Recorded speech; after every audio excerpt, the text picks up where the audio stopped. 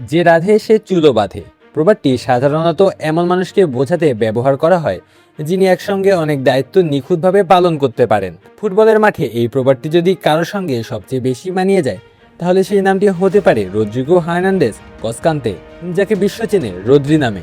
তিনি গোল করার জন্য মাঠে নামেন না, তিনি আক্রমণের শেষ মুহূর্তের নায়ক হওয়ার জন্য পরিচিত নন, কিন্তু তার পায়ের ওপর দাঁড়িয়ে আছে পুরো দলের ভারসাম্য। একজন ডিফেন্সিভ মিডফিল্ডার হয়েও তিনি এমন এক উচ্চতায় পৌঁছেছেন যেখানে অনেক আক্রমণাত্মক খেলোয়াড়ের ক্যারিয়ারও পৌঁছতে পারে না।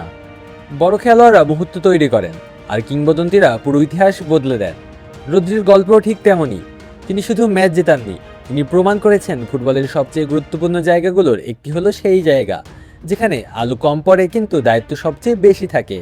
রদ্রির ক্যারিয়ার এখন যেন একটি পূর্ণাঙ্গ ফুটবল মহাকাব্য।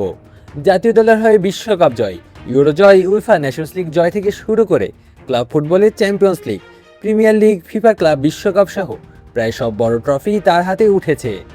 2026 বিশ্বকাপ রদ্রির ক্যারিয়ারে যোগ করেছে আরেকটি স্বর্ণালী অধ্যায়। স্পেনের হয়ে বিশ্বকাপ জয়ের পর তিনি ছিলেন দলের মাঝমাঠের প্রধান নিয়ন্ত্রক। আর্জেন্টিনার বিপক্ষে ফাইনালে স্পেনের ঐতিহাসিক জয়ের পর পুরো টুর্নামেন্টে তার অসাধারণ পারফরমেন্স তাকে এনে দেয় বিশ্বকাপের সেরা খেলোয়াড়ের সম্মান। নিউ রিফ্রেশিং টেস্টে চিয়ার আপের নিউ রিফ্রেশিং টেস্ট এতটাই বেটার যে মন বলে চিয়ার আপ। এর আগে 2024 সালের ইউরো চ্যাম্পিয়নশিপেও রদ্রি ছিলেন স্পেনের সাফল্যের অন্যতম কারিগর। পুরো টুর্নামেন্টে তার নিয়ন্ত্রণ, নেতৃত্ব এবং গুরুত্বপূর্ণ মুহূর্তে সঠিক সিদ্ধান্ত নেওয়ার ক্ষমতা তাকে এনে দেয় ইউরোর সেরা খেলোয়াড়ের পুরস্কার। ক্লাব ফুটবলে ম্যানচেস্টার সিটির হয়ে রদ্রি লিখেছেন একের পর এক সাফল্যের গল্প।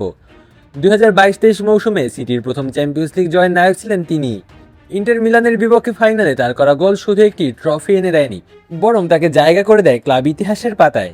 একজন ডিফেন্সিভ মিডফিল্ডারের হাতে ব্যালন ডি'অর ওঠা ফুটবল ইতিহাসের বিরল ঘটনা, কিন্তু রদ্রি সেই বিরল ঘটনাকেই বাস্তবে পরিণত করেছেন। 2024 সালে তিনি জিতে নেন ব্যালন ডি'অর। রদ্রির সবচেয়ে বড় গুণ হলো তার ফুটবল বুদ্ধি। তিনি জানেন কখন প্রতিপক্ষের আক্রমণ থামাতে হবে, কখন খেলার গতি নিয়ন্ত্রণ করতে হবে, কখন একটি ছোট পাস দিয়ে পুরো দলের আক্রমণের পথ তৈরি করতে হবে। প্রবাদে আছে, ঢেকি স্বর্গে গেলেও ধান ভানে।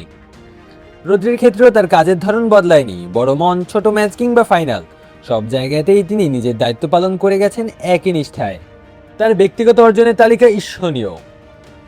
ব্যালন ডি'অর, বিশ্বকাপের সেরা খেলোয়াড়, ইউরোর সেরা খেলোয়াড়, নেশনস লিগের সেরা খেলোয়াড়, চ্যাম্পিয়ন্স লিগের সেরা খেলোয়াড় এবং ক্লাব বিশ্বকাপের সেরা খেলোয়াড়ের মতো সম্মান তার ক্যারিয়ারকে করেছে আরও উজ্জ্বল। অবশ্য বড় পুরস্কার নিয়ে বিতর্ক থাকবেই, কেননা ব্যক্তিগত পুরস্কার অনেক সময় ভোটের মাধ্যমে নির্ধারিত হয়।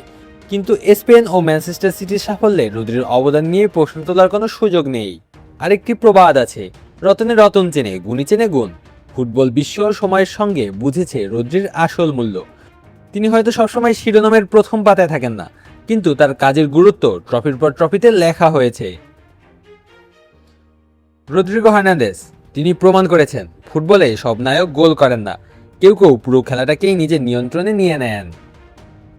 আলো আসি তালুকদার, অন ফিল্ড।